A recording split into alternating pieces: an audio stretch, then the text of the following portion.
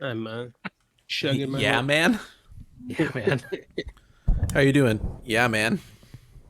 That feels like a Monday response. Spoken like a guy that's got to go into the office. Mm-hmm.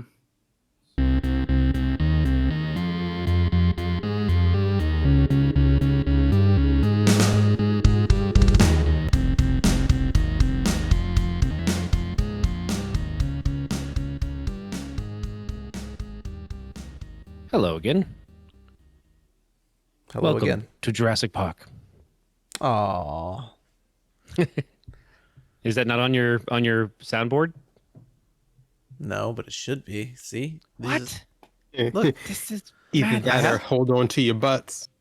Yeah, that or the one we already talked about. Welcome to the potty, pal. I have that, but it's not downloaded because I'm a man with little time these days. Thanks to torturing myself and not just throwing away all my comics. It's funny. Like I was talking to who was it? One of my friends, Damien. Actually, he's like, yeah, I have all these comics, and he's like, they're just a weight at this point. Like, I can't like my brain won't allow me to get rid of them, but I also don't I don't do anything with them because they're sitting there, and it's just like, where do you find that kind of like? At what point do you like? No, it's digital now, so I'm good, or I have this in trade, so I don't want the individual issues, and That's the thing. it's funny. Yeah. The trades have changed that a lot, and like the speculation on I've got 18 years worth of Batman here, and I probably have 40 issues that are considered quote unquote worth something. You know what I mean? Yeah. Mhm. And like, so if you're speculating or you think you're holding on to it because it's going to be worth a lot, I mean, the mental anguish alone of going back through it all later and being like, okay, is 655 here? Is 658 here? Oh, is it in perfect condition? Can I send it to get, like, Oh, dude. Yeah, grading is to me the biggest just pill to Let me swallow. tell you guys about grading and what happened because of Pokemon cards. yeah, No. yeah. Let's This just is, go ahead and say you can never ever get anything graded in your lifetime now because so many Pokemon cards have come through. I honestly thought about 5 seconds of like, they're asking for graders. I could use some like part-time nighttime work. Why not? Oh, they're all in Florida. Yep, all Florida based. Yep. I assume Is for that- some sort of tax dodge reason. That's usually the reason places are in Florida. Yeah. Let's It makes send our sense. let's send our collectibles to the most humid place on the planet. In the middle of Hurricane Alley, like that's really the place you want to go. Yeah. Yeah. Well, since we're already talking about comic books and we've all heard all the voices on this podcast and I've already started recording, why don't we just start off with hello and welcome to We Were Gamers, a podcast today about comics and shows. Comics shows. And you heard JJ Hello. and Michael. Hey, everybody. And we've got Ken today. Hello, Ken. Hey guys, how you been? Welcome to the party, pal. Nice. What if John McClane was like a super buttoned up kind of like stuffy? What if he was the Johnson and Johnsons of that, but he was still the protagonist? And he delivers all of his lines more like You need him to be Alfred at that point. No, good day, sir. I want him to have a Roy Rogers. Yippee ki yay, my friend. I'm just thinking of what if he had like a Christopher Walken staccato while trying to say, no, Christopher Walken should have been the Hans of that movie. Shoot the glass. Schießen Finster. Schießen Finster. Shoot the glass. Yeah, we're recasting that instead see, of talking then- about what we need to talk about. What about tangents were we talking about before we got started here today, you guys? Before we even get started, actually, I have a quick one, another one to add. We actually have, I don't know, Andy and JJ, if you guys are aware, but we have something to celebrate. A helicopter flew on tomorrow- Mars. No, tomorrow as we record this, or yesterday as people listen to this, will be 5 years of this podcast. Oh, when did you look that up, buddy? I had a Facebook memory from sometime last week of the celebration of the 1 year anniversary from 4 years ago. Whoa. So I looked up what the date was. Cool. Shows you how with it we are around here. Yep. Well, if you want to get real on close this, attention. if you want to get in on this party, you can subscribe to our YouTube channel. If you search for "We Were Gamers" on All YouTube, one word. All one word. Yeah, Put it all together. subscribe to that. Smash That'd it. be really helpful. And also, you Yeah. can find us on Twitter and Instagram and Facebook at We Were Gamers. Check us out on all those places. Suckers, you had to hear the ad. Yeah, but you don't get to turn it off now. Keep listening. People talk about like content and whatever. We're not breaking news or whatever, but like that's 5 years of 1 hour a week guaranteed, plus side pods with Ken and Kit and JJ and I, and side pods of Michael and I doing video games. There's so much out there for people for just because we want to do it. Yeah. And if you'd like to sponsor this podcast, Yes, do it. Give us the money. Or not. I mean, whatever. We'll keep doing it anyway. then we'd have to split it all and the friendships and all that. It's not worth it. Here is what I we should just buy beer and share it. There Beer you and go. wings. Oh, and Mountain Dew. There you go. Oh, I'll take a cheer wine too. I'm gonna go with that. Okay, cheer wine. Yeah, we've all Yeah, determined that's all right. Yeah. There you go. All right. Speaking of Die Hard though, I'm sorry. It was such a good topic. There's a cop in Die Hard, played by Reginald Vell Johnson, who's Yes. awesome. And he had a recent project recently that I yeah? thought was really good. Yeah, he's on this new animated cartoon called Invincible, and he plays the principal. He out transitioned you, JJ. I could hear it Dang, coming. he got me so He good. got dude. you It's so just good. I feel like that I was just swept away into the world of Invincible, which we have talked about on this podcast before, and I think we, at least Michael, Andrew, and I have all said is great. Oh Yeah. yeah. Yeah. Ken, Yeah. do you agree with us? Oh yeah, it's a phenomenal adaptation too, because I mean we've talked off air, just the transition of different timelines in the story of like, oh, where do we place this character's development here, but still Yeah, so- keep like sliding stuff. It's so well done. I think Ken and I have talked about it a lot off the air, but we'll just give you a quick rundown so you guys know. I mean, I reread all of this that goes. So I haven't reread everything that goes into quote unquote the first season, but I have read the comics that end at the same place as the first season. So that gives you about 13 issues or so.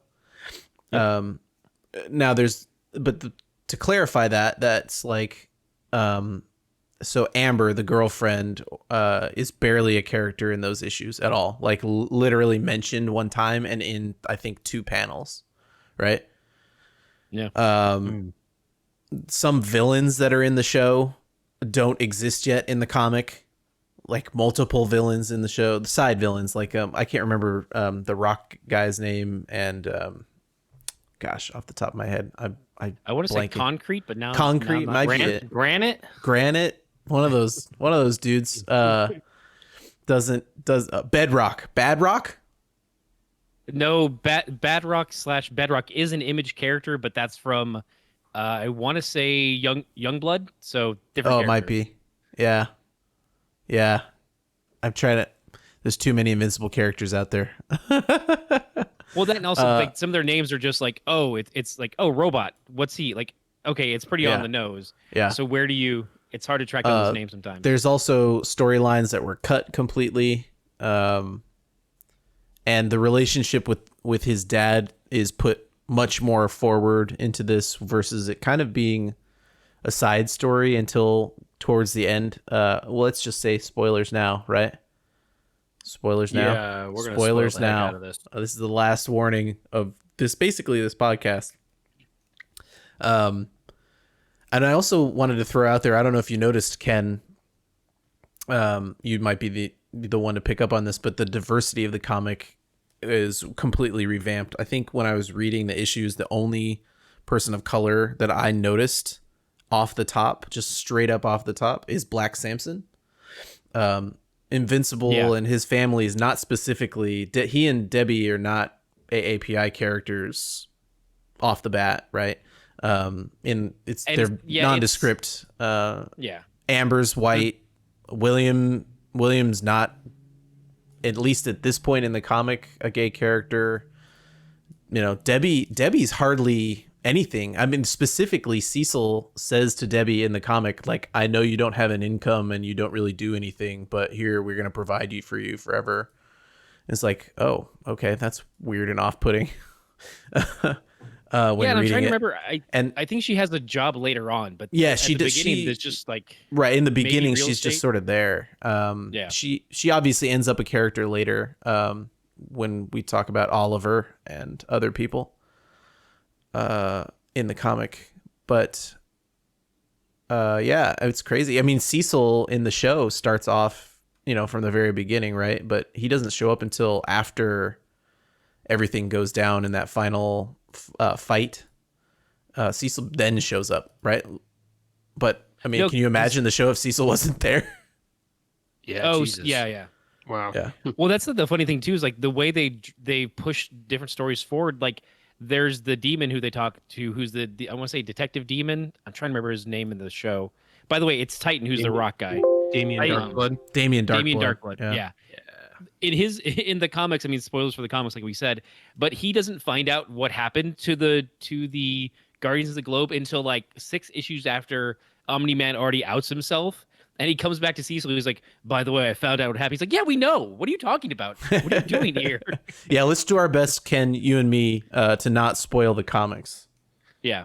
Just- that was one that I thought was yeah. an interesting twist. Where like, no, let's actually develop who this character is. And even to your speak to diversity, like they do, like Shrinking Ray, who is in the comics, but is a male character. They make him turned into a female. Mm-hmm. The Green Guardian, or not the Green. There's a green character, who's essentially Green Lantern. They changed the gender and ethnicity. Darkwing. I don't think Darkwing was black in the comic. Yes, he was. Oh, he was. I can't remember. Yeah. But yeah, they definitely do because with the Green Lantern character, it wasn't too specific. Like it wasn't. They're there for an issue, so it wasn't that big of a deal. How much did you guys enjoy the Mauler twins? Because they're barely a thing. Yeah, they're barely a thing. Good. I'm extremely happy that those two seem to have survived and at least could continually show up potentially later in the show. Yeah. All right. Well, I don't think we need to do a walkthrough of the show, but I know JJ said he had a lot of questions, and you guys answered a bunch of them already here off the top, because a lot of mine was a lot of what I was interested in is like, how different is this from the comics? And clearly the answer is a lot, which is like pretty surprising to me, given how cohesive the show felt to me anyway. It's more a lot in terms of pacing. And I think that after an interview that Kirkman did, he speaks to how doing The Walking Dead as a comic and then as a show, they learned that they don't have to, and with that, they were like, no, let's not just do the same thing again, because people are going to see it coming, so it won't be interesting. It's like they saw that people didn't care. They wanted to see it play out like it did in the comics, because it's still that journey that they're taking again, or someone else is taking for the first time. So that if they had a good story, they just leaned into it, or they developed it a little bit differently. So a lot of the stories just shift around in kind of in like the A story, B story stuff, whereas the majority of it's all still there. It's just how it plays out a little bit. There are some differences though. Yeah, it certainly feels like they've advanced storylines and created deeper characters right away. Versus the comic that didn't try to do that until much later on. And it did so in some characters, especially with like Adam Eve. Adam Eve is a character in the comics that she gets put through the not the ringer, but her character, the emotional ringer. The emotional ringer of her character happens in like a 12-issue arc, and you're like, my gosh, I wish this was longer in terms of like what she has to go through and all that. And it seems like they've already set that up, right? So where her character is at is 20 issues maybe ahead of where we are right now. And I'd say the pacing is the definite thing. Something that Ken and I disagreed on, and I want to get your two opinions on, is what did you end up thinking, you and Michael, JJ and Michael, of the relationship between Mark and his dad up until the end? I think, I mean, Michael may have a different opinion than I do, but I think I'm surprised at how it went from like a really, it went from Mark really wanting to be his father to just like abject horror and like disgust at his dad by the last episode, right? Mm-hmm. It's just like I wonder.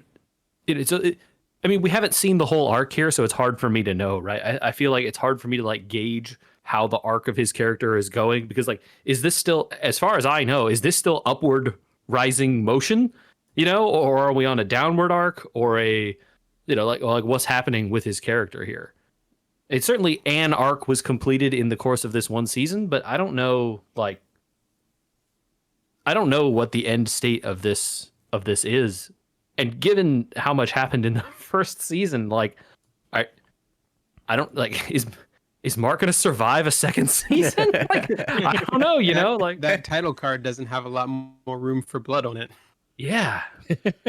Don't worry, he gets a new costume at some point. It'll be clean again. Yeah, they gotta Yeah. sell another color action figure. That's Yep. just how simple But it is. I like that it was a common story of a teenager coming to terms with the fact that his father is quite literally not the hero that he thought he was. Yeah, rereading the comic, and I would wonder how this would have played out.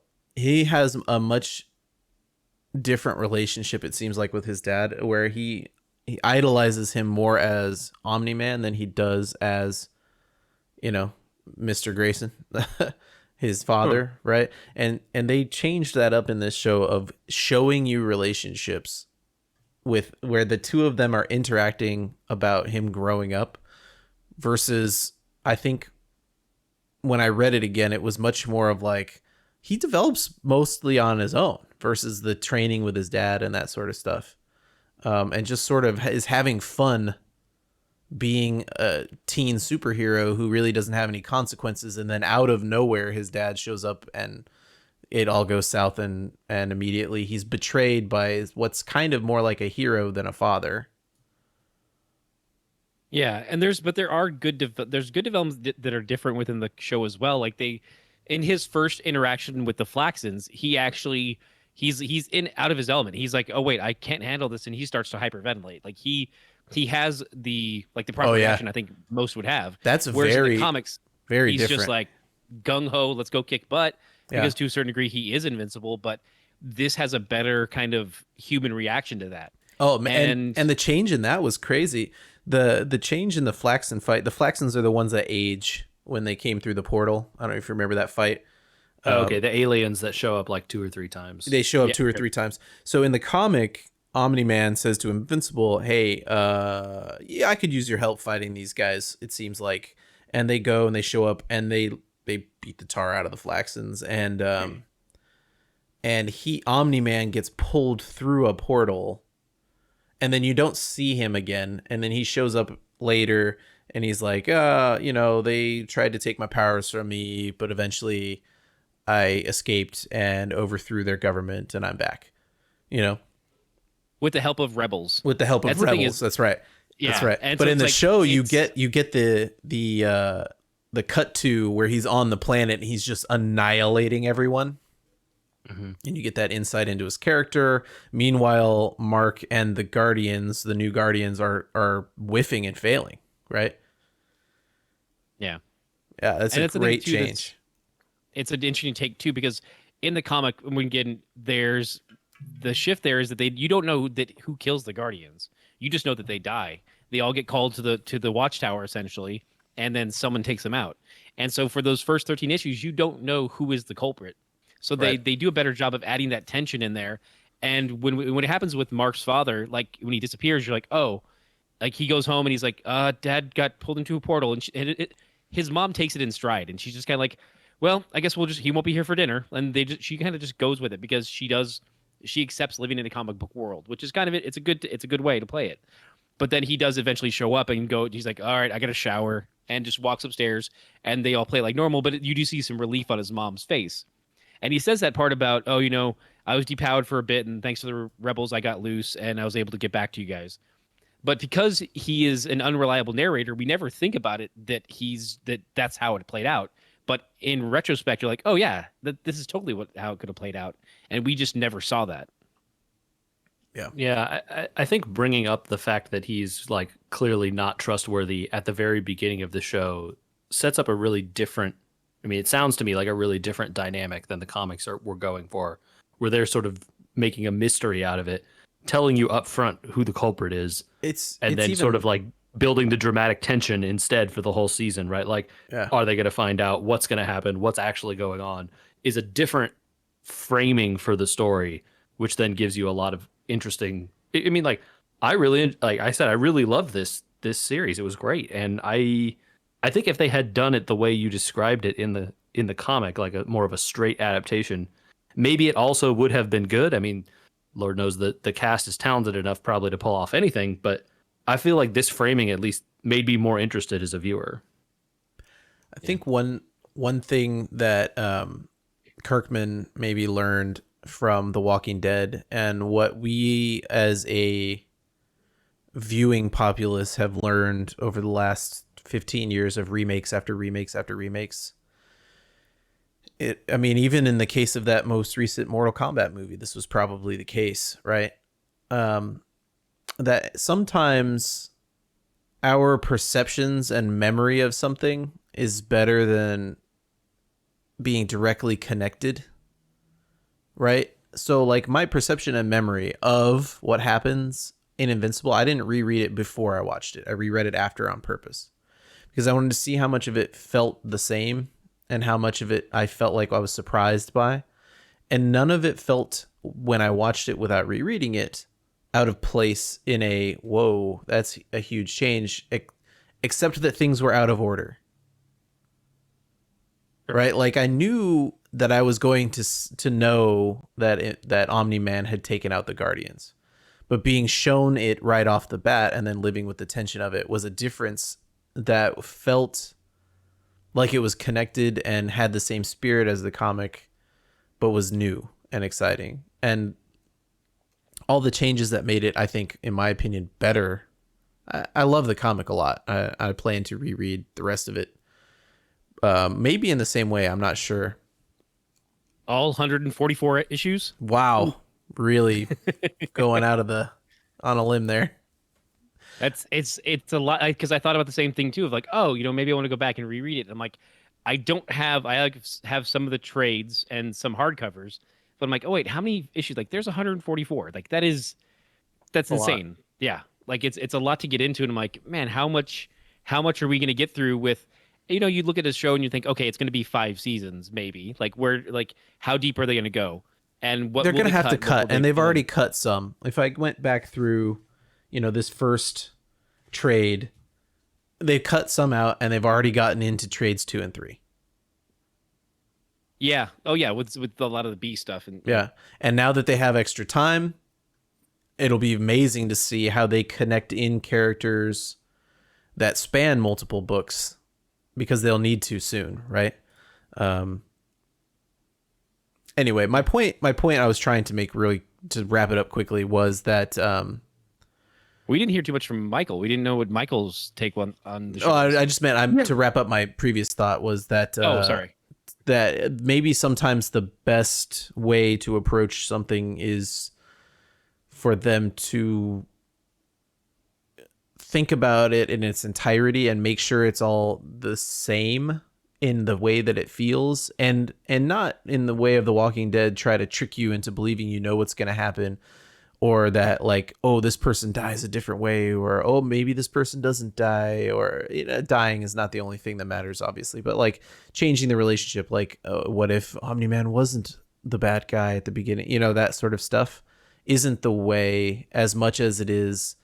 It's okay to reimagine how to get there, but as long as the beats are the same, oftentimes the feeling of nostalgia you have for something can be preserved while making it better. And I think this is quite quite demonstrably, I think I could lay out a case for why this is better.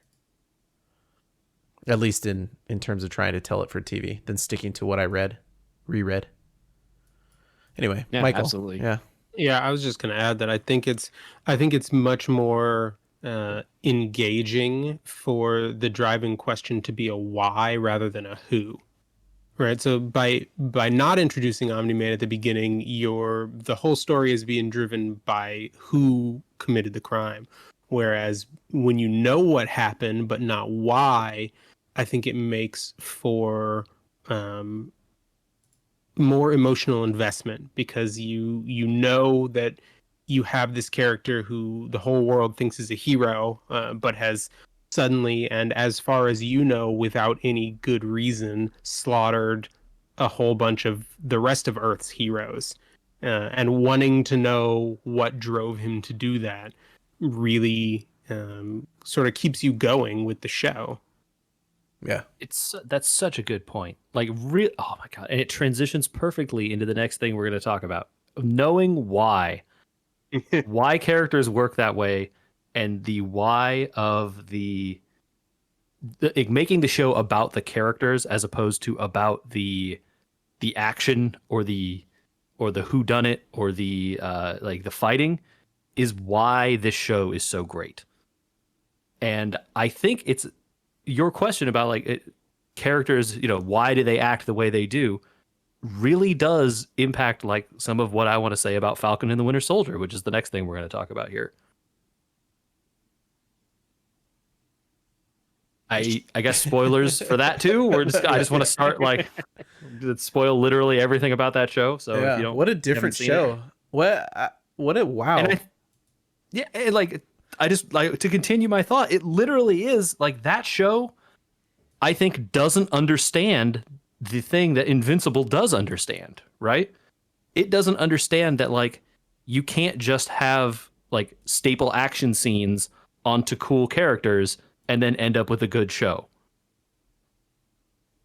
Interesting. Yeah, I mean that's a fair take, but it's also to the point that Andy was making. They had the blueprints for them for the last 10 years. You've got that formatting of we know where we're going to go. How do we find the best way to get there? As opposed to with Falcon and the Winter Soldier, where it's like, okay, we want to get there. The comics can kind of just give us a guide, but we already have veered off, so we have to find our own path to a degree. Yeah, and then we also have to deal with COVID, and how does that change our storytelling? And there's different hurdles in front of Falcon and Winter Soldier, and they go for other questions that Invincible doesn't even touch on. So it's like I think that Falcon and Winter Soldier, it's apples and oranges. Like there's yes, they're both superhero mediums, but there's also different types of storytelling. Totally fair. And it also has to serve a larger purpose in like Marvel's MCU and a whole bunch of other things that, Invincible clearly doesn't have to worry about. But like even in contrast to the previous MCU show, which was WandaVision, right? Mm-hmm. The whys and the interestings of like what's going on in that show made that show so much more interesting for me to watch than this one. That's fair, because there is more of a like, something's wrong, but you need to find out why. That is the push of WandaVision of, well, why is this happening and how? Like you are asking that similar question of like, okay, well, how do we get there? What's this? How do we unravel this? Whereas Winter Soldier is it is a different question. I definitely feel you there. And like, to be fair, there are a lot of interesting characters in Falcon and the Winter Soldier. I think I'm sorry, I'm going to completely forget his name. The actor who played the new Captain America who became U.S. agent. John Walker. Wyatt, what? Wyatt Russell, John Walker is the character. John Walker, Wyatt Russell, thank you. I think they literally said, they did the best possible job of bringing him out in that episode where they revealed him, of just having him have the ultimate face you want to punch. He smiles with that the Captain America costume on that first time, and I was just like, I want to punch a hole through the TV through this man's head. And then you learn later, like, yeah, he's actually like, tries to be a good guy, but is caught up in all this other stuff, and some of this may or may not be his fault. but ultimately, personal responsibility has a problem there. But like, gosh, just what a punchable face that guy has. Which is why when he originally auditioned to be Captain America, they didn't cast him. Is that true? True fact. I didn't know that. Wow. Dang. Yeah. That's crazy. I didn't know that he. Like, I'm like, now I need to check my Blu-rays. Be like, okay, wait, where are those? Where were those audition tapes? I need to see those. That's I'm crazy. almost certain that he auditioned to be Captain America, and that's why he was on the short list to play U.S. Agent. Because It wasn't- yeah. Yeah. It wasn't that when Kirk Russell was on the set for Guardians, he's like, hey guys, can you give my son a job? He really needs it. Yeah. Like his sister's doing fine. She's got her own career, but Wyatt doesn't have a lot on his IMDb yet. So can we help him out there? Yeah. Did you know that, JJ? I had no idea. I didn't know that, but now that you said Russell, it makes perfect sense, Yeah. right? Yep. I never know who in Hollywood is actually related to each other because people change their names and use stage names and stuff all the time. And I never just know if they're just picking generic white person sounding name or if that's actually their name. The family name. Because there's a bunch of people, right, who do that. And I think so I just never know which ones are real. I think JJ threw out there that he maybe felt that the show struggled. I want to put a little more positive spin on it, but not much. I think I enjoyed it. It was very well acted. Sebastian Stan and oh my god, Anthony Mackie. Anthony Mackie really do actually make a duo. I mean, Oh yeah. for real, Easily like the best part of the show. 100 hands down. Best part of the show is watching those two try to get along on screen, and you'd be like, yeah, that makes sense. But Honestly, that they would have been better with more scenes between them and the therapist because those were some of the best scenes, I thought.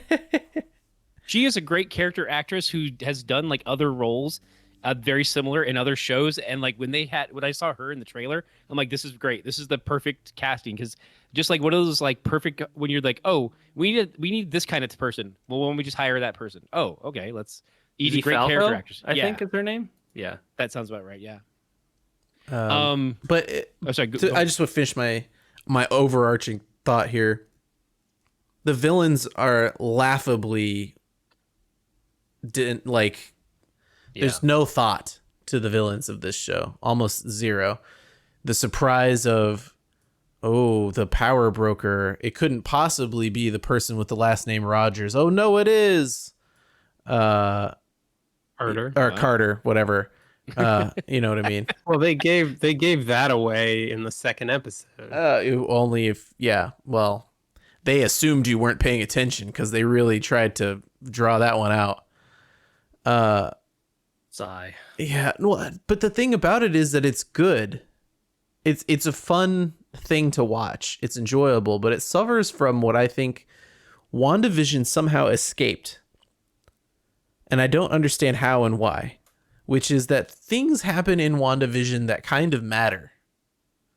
Like, hey, by the way, there are still Skrulls on Earth, and there's one in this show. Hey, there's this new hero created by this show, and her name is Pulsar.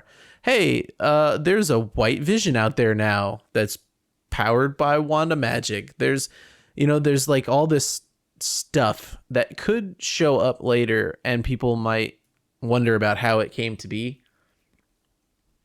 Yeah, I mean the scroll thing. There wasn't one until the last episode, and hypothetically, just the end credits. Okay. As opposed, Okay. I see that you definitely like the White Vision. We do have something that would carry on to another story, but I think for the most part, WandaVision got to be its own story. It was Wanda's story and her dealing with that grief. Whereas, like to JJ's point, the Falcon and Winter Soldier has to pick up a lot of pieces and then move us forward for the next show. But it and the next doesn't. movie. It doesn't pick up any pieces or move you forward. You're left at the very end of Endgame with these two characters being told by Steve Rogers that this is Anthony Mackie's shield, and you see Sebastian Stan accept it then. And so if we go to the next movie and Sam Wilson is Captain America, you go, oh yeah, because that's what happened at the end of that last movie. None of the stuff that happened in here matters unless USA Agent shows up somewhere, which he won't. Or they set up Julia Louis-Dreyfus. For what? For a movie? For what? You know what I mean? Who knows? I don't know. Yeah. She's the Contessa or whatever that is. I don't It doesn't have the same feeling of you needed or wanted to see it for the benefit of the MCU versus, and I think this is a point that I still want to make, seeing two characters that you enjoy the acting of get screen time, and that was good. And like watching Bucky, for me personally, have to accept things about himself really helps the fact that I, as a person that read some of those comics, am a little bit annoyed at the fact that he doesn't get a crack at the shield, right? I mean, that they touch on that when he speaks to God, why am I blanking on name suddenly? Sam. When they're Right. speaking to, when he's after they have the shield. But he has But like on a side note, I will jump back to, because JJ said his favorite part. My favorite part was Carl Lumley as Isaiah Bradley. Like, Oh, yeah. we touch on Well, the point that we Oh, had. that was stuff was great. We were gonna get Yeah. we were gonna Right. get to red, white, and black in it later on in this, because that's what people need to hear about, right? Yeah, and and- that's also connected to that story of like, well, if you at the end of the movie he says, it feels like it's someone else's. He says it's not. So we don't have like, did Sam just accept that from there? He didn't. He felt still unsure of himself, much like Bucky does. And they even touch on the point that, this is looping back to where I cut in, was that Bucky doesn't feel secure in taking the shield. He didn't want to take a crack at it because he's like, no, I'm not good enough. I don't. He's got his own confidence issues, and that's another great point to bringing it back to the sorry, to the psychologist. But that's my point. That's my point of Yeah. this, is that I think JJ's right. There's not a lot of why. At the end of watching this, you're like, all right, I mean, there's a lot of good background information here, and there's a lot of good individual stories told, and there's a really important story told with Red, White, and Black and Isaiah Bradley, right? But you're left with a lot of, well, why though? Like, why did we have these villains? Because, yeah, I guess the world would have a lot of trouble reintegrating half the people, right? Like, yeah, I mean, that's a thing, but it's also not an interesting story, right? Yeah, It's not that interesting. So you're left with the things that are interesting, which is, for me personally, saying, well, Bucky should have gotten a crack at the shield, even though I like the Sam Wilson choice, and it is canonically correct at a further point in the future. But you're left wanting to know why Bucky does. Oh, well, if you watch the show, then you get to see, okay, well, Bucky's character in this MCU doesn't end up feeling worthy of wanting it. Feels like he has to defend it in multiple instances, and then, understands his role is to make sure Sam can accept it. And there's value in watching that, I think. And that's why I wanted to say my take on this show might be a little bit more positive than JJ's take on the show. I mean, but, I like, guess I want to be clear. I had a great time watching the show, and I was happy to watch it every week. I'm not like out here saying that I hated the show or anything. But I think also the concern I have is that this is a greater problem with Marvel stuff in general. They're kind of bad at making villains. And like, think about the Yeah, the greatest villain- Marvel movies, right? Yeah. Other than Endgame and Infinity War with Thanos, can't name any that were real good. Oh, you didn't You didn't like like Ronin? Killmonger? I did like Killmonger, actually, and he's one of the better ones. Oh, Killmonger's a good one. I don't know who Ronan is, so that already doesn't tell you anything good. It's funny. Who said Killmonger? Because I didn't hear it. I did. Oh, okay. Because that's an actual good one. I went with Ronan because Killmonger he's big, is blue, one and of dumb. Killmonger is one of the best. And like, Killmonger gets a good amount. They spend a decent amount of time on Killmonger in that movie. However, they also then kill him in that movie, and so now he's no longer around. With an asterisk. Right, superhero movies, who knows, right? Yeah. But that's just a problem that Marvel movies have, and it seems to be flowing somewhat into the TV shows as well. And I just it makes it not as fun, because a great story, like great protagonists, need great foils in order to really shine, right?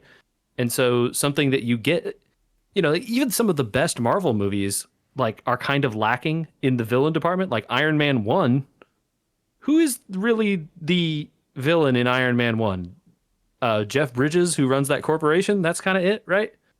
That would be, yes, Obadiah Stane. But the villain there is Tony's ego. That's the villain. Which is why it's great, because that the hero is his own villain, and therefore they spend the whole time with the villain, right? Yeah. And and you can't do that every time because not everyone is flawed the way Tony Stark is. But that was my central problem with the show, is that like it just sort of felt very light and kind of like, oh, this is a fun romp through some terrorist fights and us trying to take down some bad people here. Sam's character, and I will stop here after this thought, and then Michael, who is very fresh on this show, should jump in. But Sam spends the whole time trying to convince a group of juvenile terrorists with even more juvenile goals and understanding of the world to change their ways, and he gives amazing speeches to them and all this sort of stuff, and doesn't convince them for 1 second. U.S. agent, however, he's around, and he is a fantastic foil for Sam, and manages to convince him by barely trying. Maybe that could have been reworked into, hey, there are some terrorists out there, and there's this guy who's gone completely rogue thanks to the super soldier serum. You need to worry about him more than anything else, right? Yeah, I guess I wonder what they're going to do. There's a reworking of that could have happened. But Michael, you're pretty fresh on this. We've had a few weeks to kind of digest it and overthink it a little bit, because when we watched the end of it, we all seemed to enjoy it. But thoughts? Yeah, so two things, one quick and one a little longer. The quick one is that I think that this, more than WandaVision, might have scratched that big budget action part of the Marvel movies. I don't know. It had a lot of scenes about repairing a boat. Sure, it did, but I think there was more. The fight scenes were bigger than what most of what you got in WandaVision, at least until the very end. But I think the bigger issue to me is to wonder whether or not the show, all the things that felt off about the show were consequences of them having to shorten their season and not being able to tell the story that they had originally been planning on telling over the length of time that they were given to tell it, right? Because WandaVision had their episode arc and they got to complete it from start to finish. This show had, I don't know if they ever said what the original episode count was supposed to be, 8 or 10, but they had to condense the story that they were going to tell into 6 episodes. And so it results in things like, in that very last episode, there are a whole lot of moments that are very heavy and a little bit hit you over the head with it. And if they'd been spread out, it might not have felt so heavy-handed, but because they've only got this one episode left to tie everything up, it feels like, every other scene is something where they're just really driving the point home over and over. Yeah.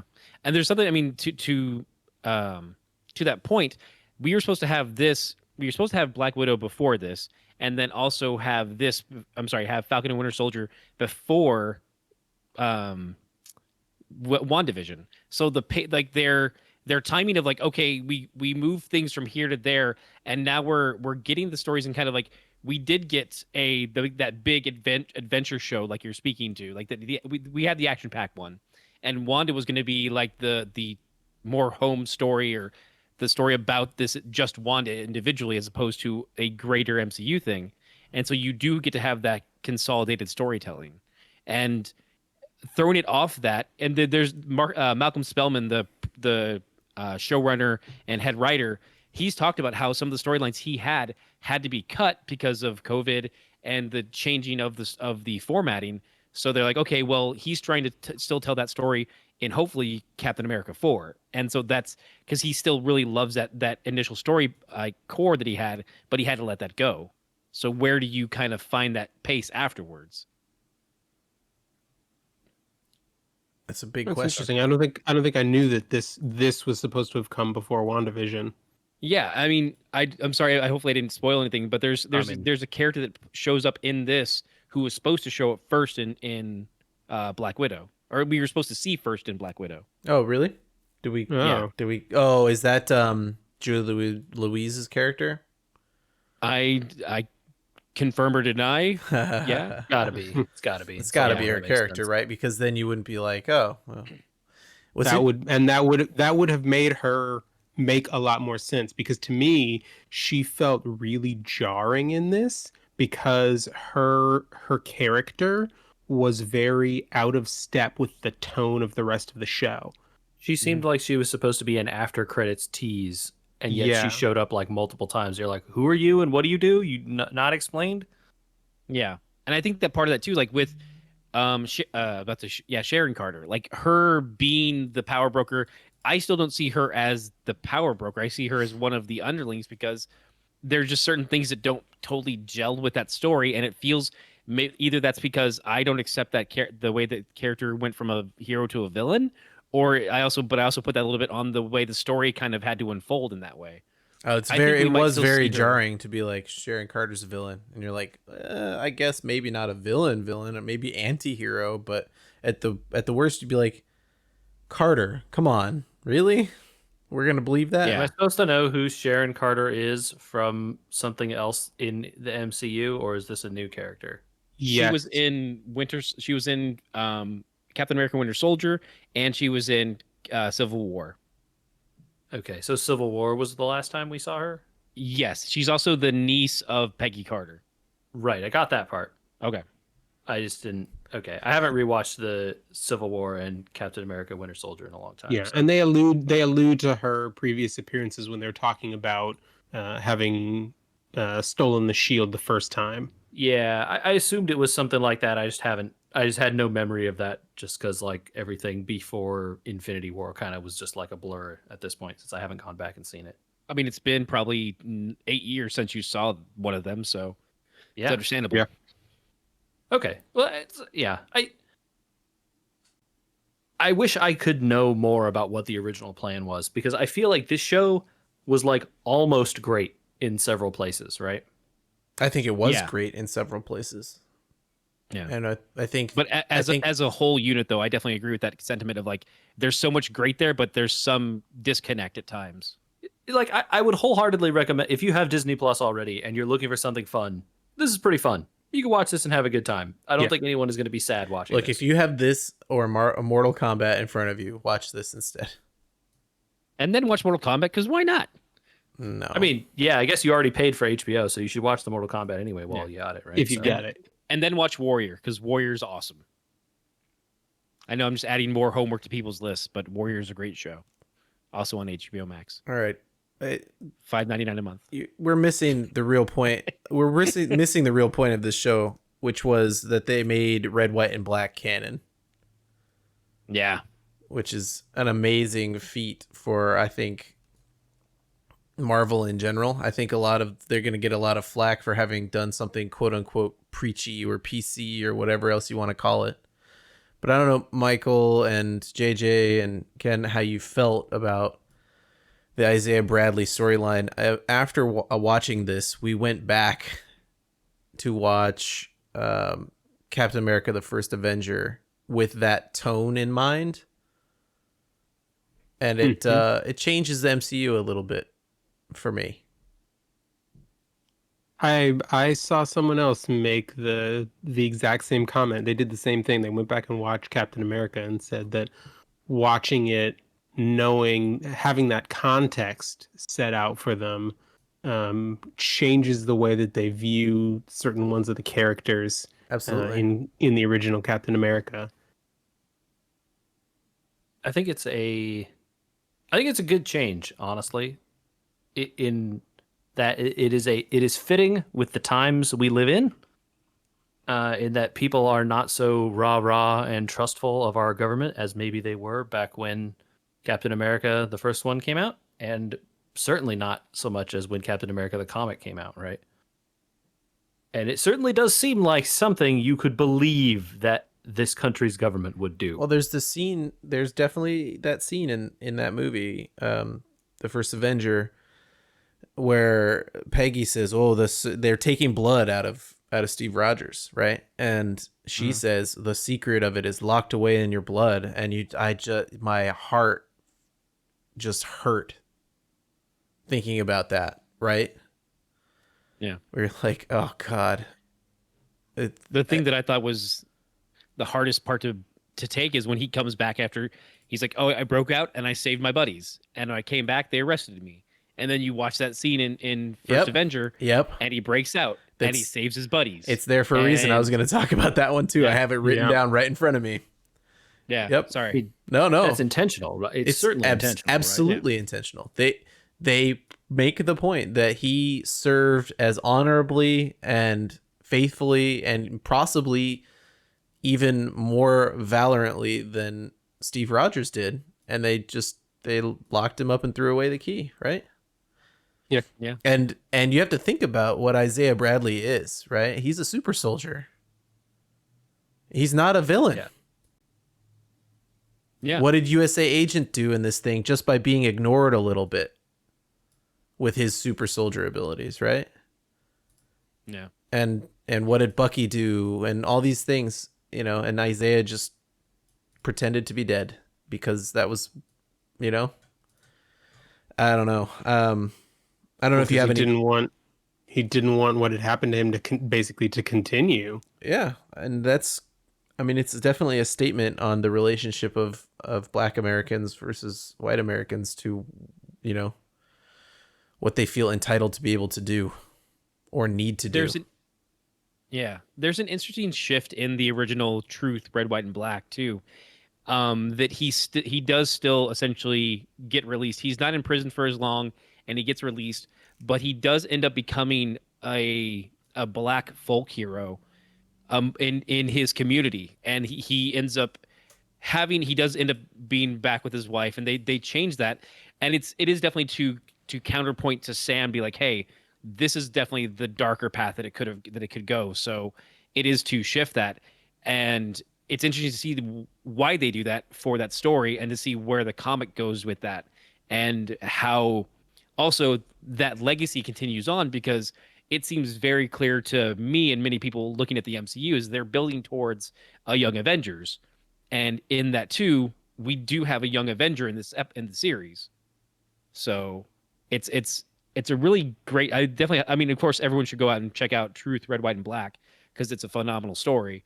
But the way they adapted it to this story is really well done too. I mean, it's not completely different, but it's definitely different, right? Red, White, and Black in my memory was he was still in World War II, I think. Yeah, so that's the thing that it's an interesting reading, because I seem to remember that the experiment took place beforehand. Yeah, but on going back, I'm pretty sure they used Isaiah to create the serum before giving it to Steve Rogers in that story. I can't remember. Yes, from what I know of the story, that's right. I haven't read it, but I know a little bit about it. And yes, they were used as the black soldiers were used as basically guinea pigs for perfecting the serum, which is maybe too dark for the MCU to have gone to, which I don't know. They don't have Dr. Erskine as part of the project either. And so something that I realized as rereading it does actually take place. Steve, essentially a little congruent as well, because there's a time period where he's locked up, and Steve, like, he steals Steve's costume at one point. Mm-hmm. And so it's an interesting time where they're like, Steve comes back and he finds out about it. That's the other thing too that's kind of different in the book, is that Steve never finds out about Isaiah in MCU to our knowledge. He's unaware of it, and we, like, even Buck says, like, no, I never told him because I never wanted him to feel like have to deal with this guilt. And but yeah, so it's also worded a little bit peculiarly in the story, because I heard another podcaster talking about it as well, and he misread the time period as well, so it's off just a bit. So it's like I need to sit down and reread it and be like, okay, there is some overlap in their existence. I'm A little bit of retroactive continuity going on there, maybe. yeah, of In course. order to fit that in, probably. But I'm glad yeah, they went there personally. I don't know if anyone had a problem with it. I don't want to speak out of turn. But I guess I didn't. I I thought like his acting and that part of the storyline was one of the better parts of Sam's arc. So I was for it. I Yeah. wonder. I mean, they put Sam's story, which is also a very. It's very interesting considering the times we ended up in. Before they shot this show, they didn't know COVID was coming, right? And they Yeah. wrote Sam's story ahead of time to, somebody grab me if I get too far out here but to kind of forward the Southern experience, the Black experience in America of economically left behind every time there's some sort of disaster, right? So they come back from the blip and they're all going to lose everything. And it literally in the middle of, we're talking about COVID and who in this country has pretty much lost everything with restaurants and everything else, right? It's just kind of amazing to me how it lined up that way. That Yeah, they the wanted. timeliness of it. Yeah. It's interesting because it's like it's a timely story, but it's also ones where it's you look you'll watch something from 10 years back and you're like, oh, this is still relevant today. It's like that's sad in a way because you're like, oh, if you go back and watch a show and you're like, oh yeah, they wanted to tell the story, and it's like it's sad that we are still facing this even beforehand. They're like, no, this is something that needs to be talked about. And before, I mean, these stories were conceived likely, 2 years back when they were wrapping up Endgame. They're like, no, we need to know where our plans are the next 5 years. Where's our plan? And they set up these boards like, okay, this is where we'll be. This is where we're going. So they already start planting seeds in certain ways. So like they already have Malcolm Spellman saying, this is a story we want you to tell, and this is a story you want to tell. Whatever, let you take it from there. And so he knew that this is what he wanted to focus on. He wanted to put two officers stopping Bucky and Sam after they leave and they're having a fight, and they stop him like, hey, is this man bothering you? It's like, no, he's not bothering me. And like they wanted that scene there, and that's, I mean, obviously we're dealing with we need to recognize the Black Lives Matter aspect of it and see like, oh, this was brewing for a while, and this has been where we needed to be at this point. And when they rewatch it in 5 years, sadly, will still be relevant to a degree.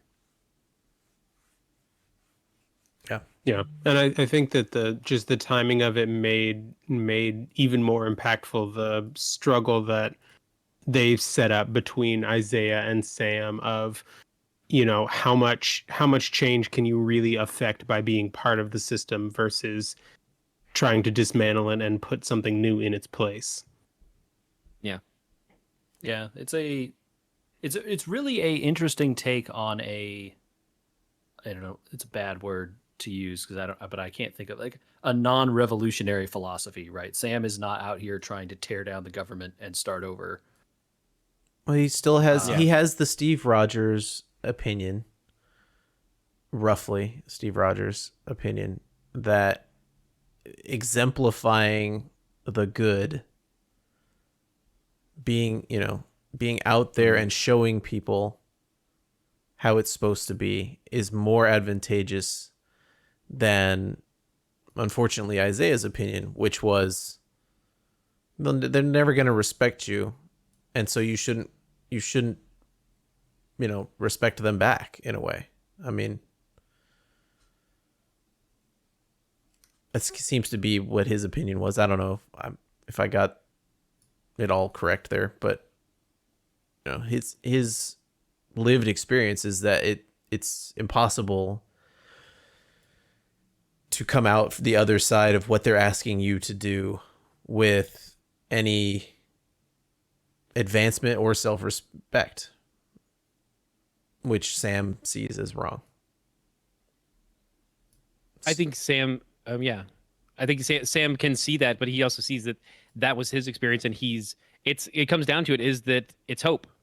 It's hope that he can make a difference. It's hope that that at some point there will be someone else to stand up with him, and that's where it's like, and it's completely understandable that after everything Isaiah's been through, he's lost that hope a little bit, which we do hopefully see in that last scene where he's like, I will be seen. They it's not just a shot of him too at that in the museum. It's a shot of the I want to say the full battalion of all black soldiers. Like, he's not, his story will be told, and that he won't be lost. Even if but it still gives him the freedom to not have to be in the spotlight, but he still gets to be acknowledged. And that, I think that's what is again, it's hope, I guess is just the best way to put it. It's really sappy, but it's hope. I almost wish, when I think about this show, that it was.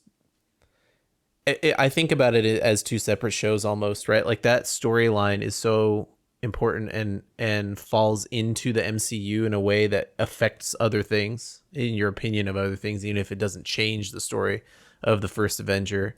When you hear little lines in there, it makes you hurt on the inside a little bit.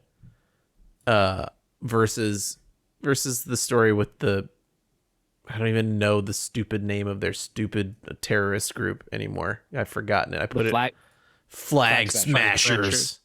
I put it out of my head. It's so dumb. Gosh. That's a comic pull, so I appreciate it.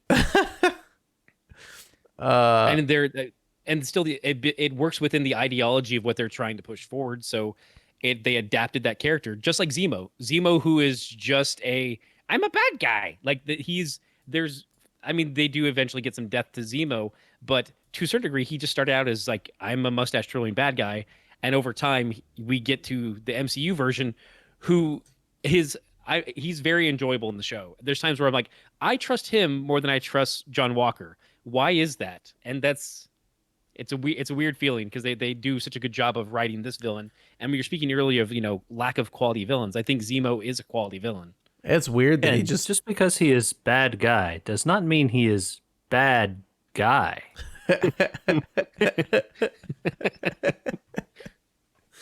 I take it too hard on the Flag Smashers. Their story is there for a reason. It just is truncated and juvenile. Obviously, the people that they're fighting for are in similar conditions to what Sam is saying is the conditions that everyone has gone through, including his family, right? It's all used to create the end of the story where he's able to convince USA agent to change, even though he's not able to convince the Flag Smashers to change. But through whatever reason, that story for me doesn't work as well. But it's maybe that's the one that had to suffer as part of the the COVID changes or something. Who knows? Yeah. It's hard to say. John Walker's 2 doesn't come out as a good full, because in the end he just gets to be like, he's like, I'm back. Yeah, it's like, you still killed a semi-innocent dude. Like, he didn't, like, you killed the wrong person. You did it publicly, and you just get to go back to Black Ops now. Like, there's to me, the wrong story is there is that, oh yeah, it's allowing, and with that, is it the wrong story? At it. Yeah, I was gonna say, is him skating the ultimate white privilege right there? Like, it does kind of fit with the rest of what they're trying to tell. Right, but it doesn't shine the light and say, by the way, this is bad. It just lets it happen. And like, there should be I want a soldier outside the door to be like, oh no, we're still keeping an eye on him. Something to show he shouldn't just get to walk free, or acknowledge it more, that it doesn't feel like he paid the right price. The more he talks, the more that it makes sense. No, but I guess that, part of it is you maybe have some more familiarity with who U.S. agent is than maybe Michael or I do. It's as far as I can tell, he just got a new job working for ultra Black Ops instead of normal Black Ops or whatever. Yeah. But I assume there's some context I'm missing there, who that is and what he actually does. I'd like to know how the Falcon and the Winter Soldier, both participating as rogue agents throughout the world, are allowed to even get in to see Zemo. Yeah, it's interesting because at the end of the movie, when Bucky's walking around the GRC building, they're just like, Sergeant, they still acknowledge his rank. And so he does have that, he still holds that rank, or what does that mean to these people? It's very like questionable, especially because Sam can't even get a bank loan. But all right, so what does any of this mean? And they don't do like, not that we need to have all that laid out for us, but give me some context. Yeah, I'm not sure that all of it means anything. As I laid out earlier, it's a interstitial, and it can't have too much plot impact on the future, right?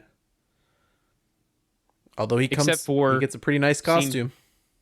Yeah, and then we'll see Sharon Carter in Armor Wars, and we'll see Elijah Bradley in Young Avengers. Oh, so okay, is that, you think that's the Young Avenger? Yes. So in the comics, who is that? His nephew, his I won't say it's nephew, but maybe it's grandson. I'm not sure what it is in this story. But eventually he does get a blood transfusion after being injured, and he gets the super soldier serum continued onto him eventually. And so he becomes Patriot, which is a new Young Avenger. Huh. Yeah. And then as far as Armor Wars, that's a future story with Rhodey that is a pull off of the comic Armor Wars, which from what Sharon Carter said, that could very easily lead her character into Armor Wars. Yeah, of course. Dealing weapons sounds like another version of Iron Man 2. Yeah. Mm-hmm. Yep. That's basically what Armor Wars is, someone gets his tech and then Rhodey has to go and clean it all up, but instead of Tony, because he's gone. Right. Rip. Yeah. R.I.P. to the OG. All right. Yeah. Any further thoughts on either of these shows? I think we covered our feelings. Yeah, I think I'm good. Nice. I'm looking forward to Loki. Yeah. Yeah, when does that start? Soon, right? The 11th. Two days earlier than planned. Yeah, they moved it up. I was about to say. To a Wednesday? It's weird. Yeah, I mean, if they're gonna have Bad Batch for Fridays for the next 14 episodes, so the next 14 Fridays will be taken up. So they'll move Loki up 2 days. So we need to watch. Ken, do you think the first Avengers movie and all those Thor movies? What do you think is necessary here? Oh, for Loki? Yeah. Oh. You need to watch. Well, you need to watch in Infinity War and Endgame. Yep. Yeah, I guess just to set up how he gets to where I imagine they're going to start him off in this story. And if you want a little more, I guess you could watch Thor Ragnarok, which you should just watch anyway because that movie's great. Yeah. Yeah. Thor 2, I mean, as much as Thor 2 is one of the lesser Marvel movies, it's all about Loki. Yeah, exactly. It does have a good amount of Loki character building. So it's because we were talking about like earlier when JJ had mentioned like they lack villains. I'm like, well, Loki's pretty good, but their problem is he's an anti-hero now.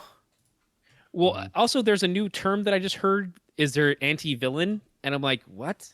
So essentially, it's a villain that just shifts that way. But I'm like, then isn't that it's a villain like Venom? Venom is now an anti-hero. Yeah. But I'm like, but he started as a villain, so I don't know why they wouldn't coin the term anti-villain because it seems redundant. But here we are. An anti-villain is a character with heroic goals, personality traits, and virtues who is ultimately the villain. So that would be like a Killmonger.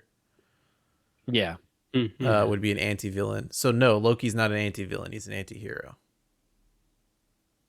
All right. Because he at the end of Ragnarok, he's a hero.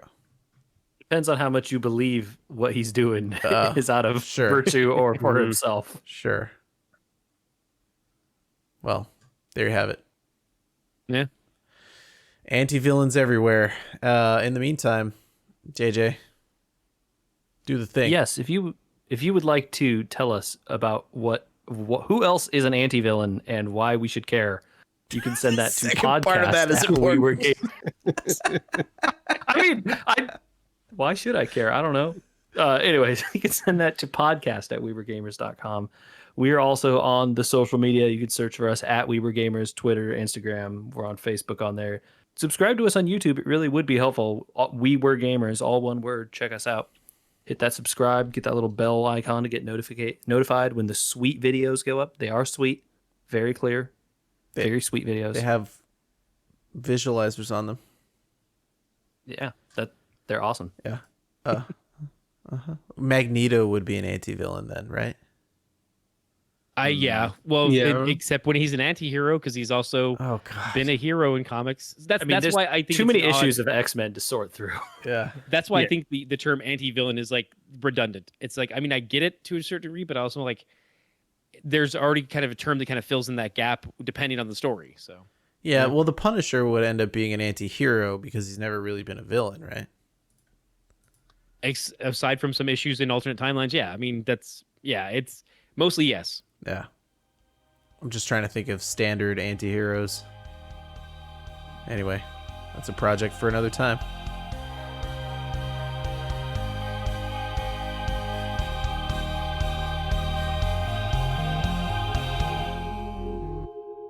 So wait, who was the psychologist if it wasn't Edie Falco? Oh, I looked up her name, Amy Aquino or something like that. Gotcha. She's been in They like look, the Finder they and look stuff. very similar. They look very similar. I looked at the picture of both of these two women side by side. I'm like, all right. Oh wow, got they tricked do because look. they look If you similar. just blonded Oh, wow, Amy yeah. Aquino's hair. Yeah, Yeah. that's why I was like, oh, all right. I don't feel bad for mixing these up because I thought it was Edie Falco the entire time. So, Oh wow. So it's not brunette Edie Falco. It's blonde. It's what's her name? yeah, exactly. Amy, yeah, Amy that's Aquino? that's hilarious. All right, Amy I got to Aquino. bounce, guys. Yeah, Good later, bud. stuff. Hey, Ken. Hope to see Later, you guys. around. Thanks for having me. Have a good night. I was trying to explain Red, White, and Black, right? Because they introduced the character, and I knew who Isaiah Bradley was, but they hadn't fully gotten into it, and we stopped that episode in the middle for some reason, and she was asking about it. And so I'm explaining Red, White, and Black. Okay, well, she remembers my explanation of Red, White, and Black, right? Not the shows. Which ends up being very confusing when we're watching First Avenger, and she's like, but I thought you said Isaiah Bradley was the first one. And I was like, oh. So hold on, we got to roll this back here for a second, because in the show, they made him in the Korean War versus in the World War II, like I was explaining. She's like, wait, what? And we had to go back through the whole thing. I had to re-explain it all, and it was a mess. Yeah, The change is a good one. It makes some sense because they tried to keep it in continuity. I don't know that it's a quote unquote good one, because the story of Red, White, and Black being like, hey, this country did some stuff to get to where it is pretty good. Yeah. But I think I understand why the MCU would be like, no. Too much. Well, I mean, they say that he was deployed during Korean War, but I mean, he also like when was that stuff? They said kind of they unclear said about- they changed they created serums from his blood. I think they said, didn't they say that they were trying to use him as a guinea pig to recreate the serum? Yes. Yes. That was After- lost with Steve. after- that's the difference. After right? it worked Is on that they're him, not- right? Because it They're didn't not trying to make it; they're trying to recreate it. right. yes, But it worked on him, and a lot of others it didn't, and so they were trying to use Right. him to pull it from his blood after they used Steve's also, blood, right? As far as I to both- understood it. to both the show and the book, he's the only one that didn't have the monstrous side effects. Like he actually did have side effects longer lasting further down the line, but like one of them, they started to experience gigantism, and so he like one guy. It's also part of the art is a little more cartoony, but they did suffer different mutations to a degree, like a larger muscle development and stuff like that. And so he's the only one that kind of stayed more along that baseline that Steve did.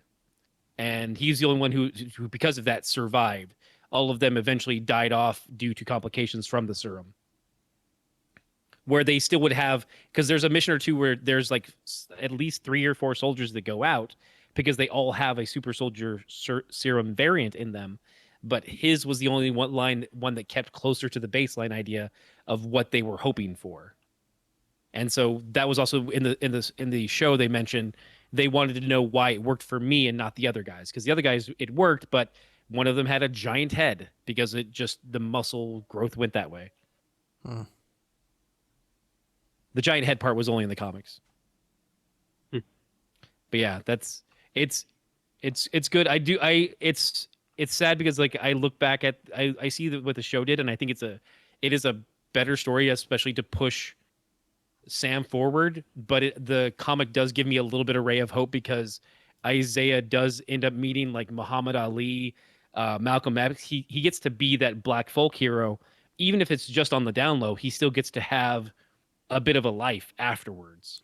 Yeah, And but he's reunited with his wife. they've got so many years of the MCU, they just can't write him into it. Well, yeah, and also too, you got to think this story was told 20 plus years ago. So even with that, you still have to be like, okay, so timeline wise, how long has Steve been out of the ice? So you guys still have to have that kind of idea of he has to be out of the public eye for so long to not have ever raised a suspicion. Oh, dude, you know we didn't even, And we didn't even talk about. How did you feel about them killing Battlestar? I mean it was for the story. I like the character, Lamar Hoskins, like later on and stuff, but I know that he essentially became a sacrificial lamb for the story. So it's one of those things where it's like it's unfortunate, but I do see it in the greater scheme of things to set off John Walker. In the comics, John Walker's parents get killed in front of him, and that's that what inciting set them factor. Well, up. Battlestar has Yeah. superpowers in the comics too, right? I think. Battlestar has a version of a super soldier serum Yeah. as or like he has a serum from the power broker, but not the same one that actually I think it might be the same one John Walker has, but it's not the same like pure super soldier serum that Steve has. Gotcha. And even Bucky has essentially a variant too because his was given to him by Armin Zola. Killing off his parents probably wouldn't have worked anyway. That's way too much.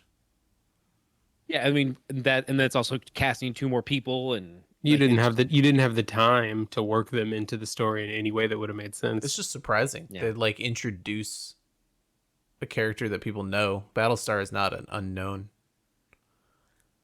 And be like, and he's dead. Yeah. I have a completely random question. Michael, how come you don't have a cool icon? You just have a little Clyde Discord thing. Oh, I don't know. I've never actually. I was just thinking about that earlier. The same reason I didn't I have just one haven't until put you one up. bullied me into it. Damn right. I'll come up with one. One of us. I do a little Lego version of you. It'd be great. You do love Lego. I could do a screen grab from the digital version that I have from Comic-Con Online Oh last yeah, year. or from the year that we all made comic books. Yeah, well, I'm only referenced last year because I have a digital copy of it. Okay. Oh wait, was it last year or 2019? They did it twice. So they did it in person in 2019, and then they brought it back as an online version last year when there was no Comic-Con. Yeah. Again this year. I mean, technically there's a special edition. Are you gonna try and go to Maybe. special edition? I might be working it, maybe. I don't know. I don't know what to do. I'm gonna keep holding my ticket at this point. Oh yeah, I mean, just Yeah. definitely, yeah. Don't even. You still have your passes for like 2022, right? Like that's the way it's rolled over. Yeah, for they're now. continuing to roll. We didn't apply. I think you have to choose to apply them to this thing in December Yes, if you you do. want to. Otherwise, they just keep rolling. All right, there you go, Ken. I made an avatar for myself. Where is it? It hasn't updated yet. Oh, it's the same. Very good. Very clever. No. I like it. I appreciate it. Okay. I see. How's this, Ken? How's this, Ken? I like it. I like That it. took more work than finding one. I'd like to point that out. Yes, it did, but it's worth it. Hey, I appreciate the personalized nature of it, quite frankly.